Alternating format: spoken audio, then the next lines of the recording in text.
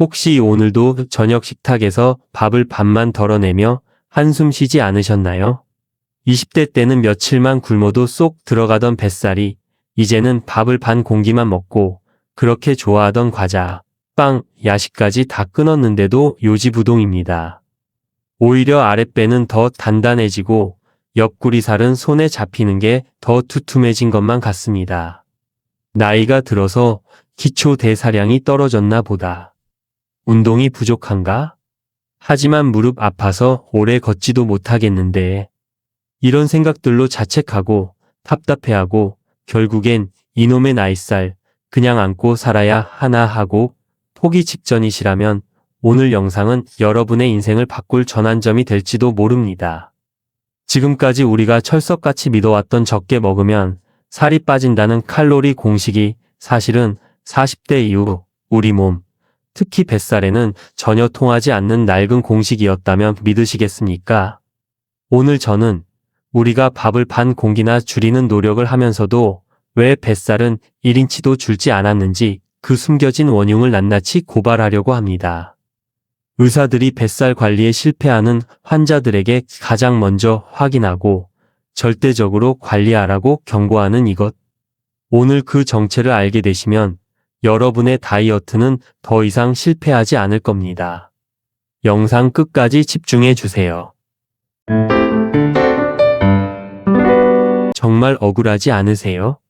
우리만큼 다이어트에 진심인 세대가 또 있을까요? TV 건강 프로그램에 나오는 온갖 비법들, 카더라, 통신으로 들려오는 최신 유행 다이어트까지.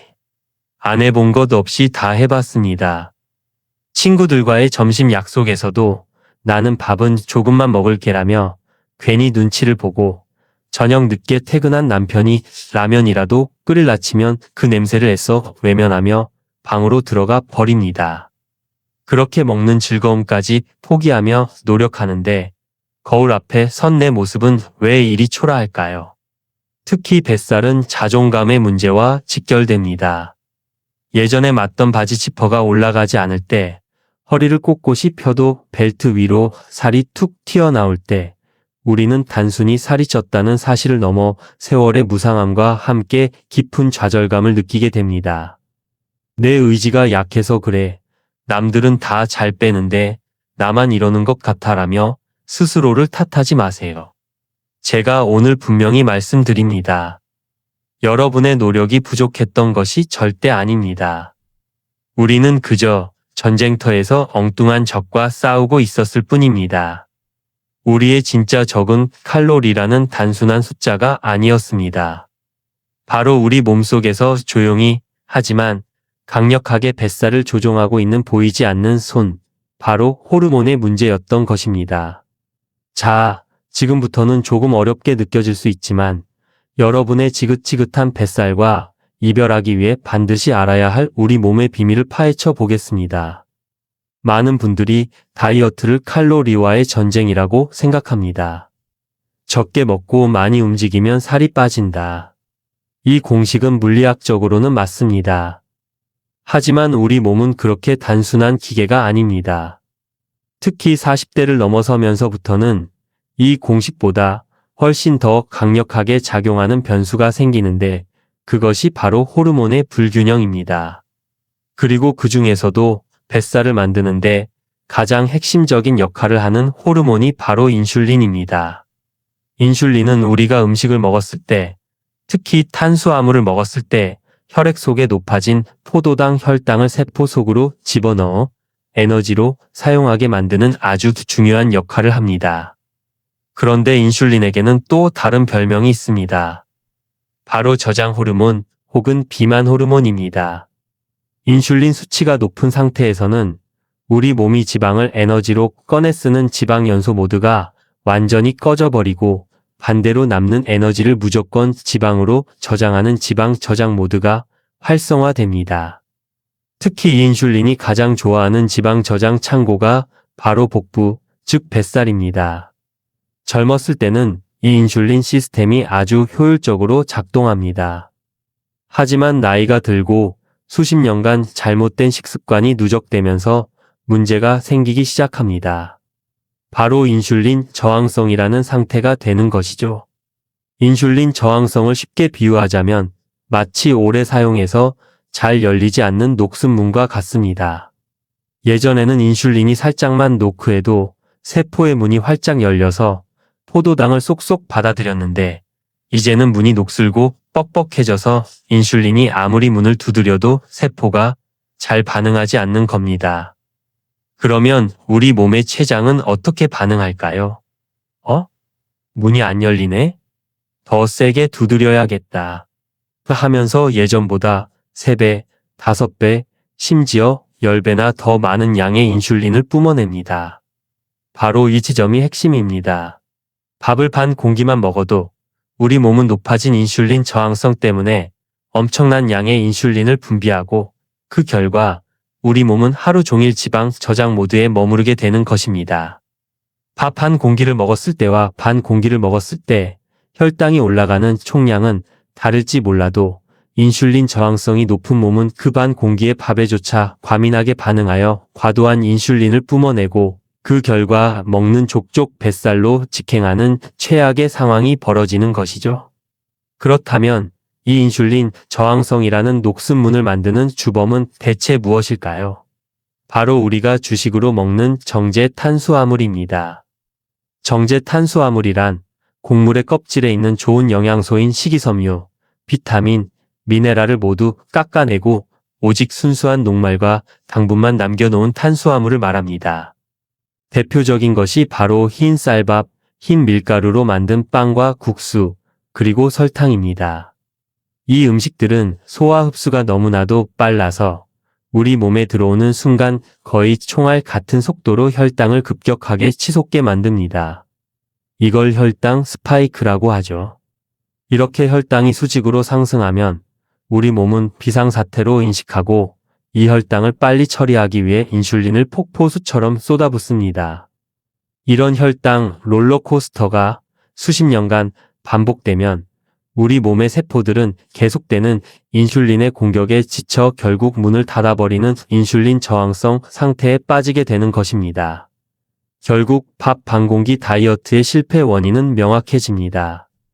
줄인 밥이 만약 흰 쌀밥이었다면 양을 줄인 노력에도 불구하고 우리 몸의 인슐린 시스템을 계속해서 과도하게 자극했고 높아진 인슐린 저항성 때문에 그 적은 양마저도 효율적으로 처리하지 못하고 뱃살로 차곡차곡 저장했던 것입니다.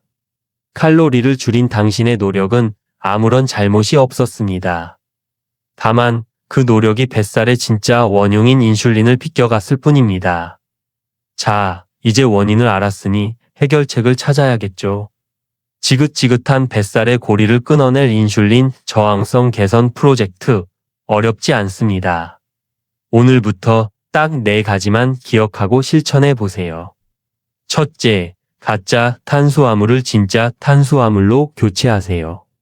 이제부터 다이어트의 핵심은 탄수화물을 끊는 것이 아니라 탄수화물을 가려 먹는 것입니다.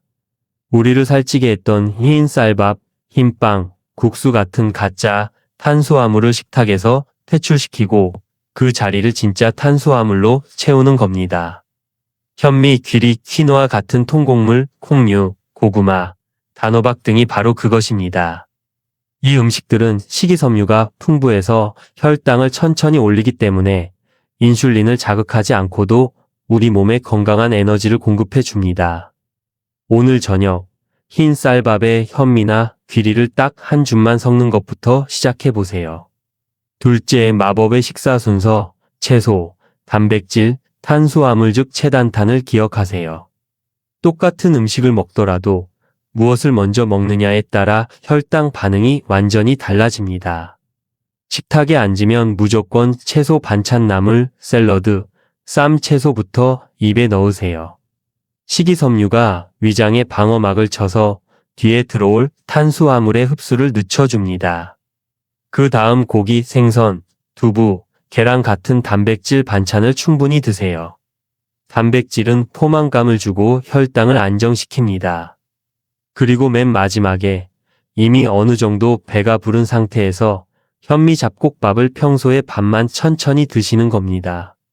이 순서만 지켜도 혈당 스파이크를 막고 인슐린을 안정시키는데 엄청난 도움이 됩니다. 셋째, 숨어있는 설탕을 찾아내세요. 우리는 설탕이라고 하면 커피에 넣는 설탕이나 사탕, 초콜릿만 생각하지만 진짜 범인은 예상치 못한 곳에 숨어 있습니다. 특히 한식의 각종 양념 고추장, 쌈장, 불고기 양념과 소스, 시원하게 마시는 과일 주스, 아침 대용으로 먹는 시리얼에는 어마어마한 양의 액상과당과 설탕이 숨어 있습니다. 이제부터 마트에서 가공식품을 살 때는 반드시 뒷면의 영양 정보를 확인해서 당류가 얼마나 들어있는지 확인하는 습관을 들이셔야 합니다. 넷째, 식후 20분 가볍게 움직이세요.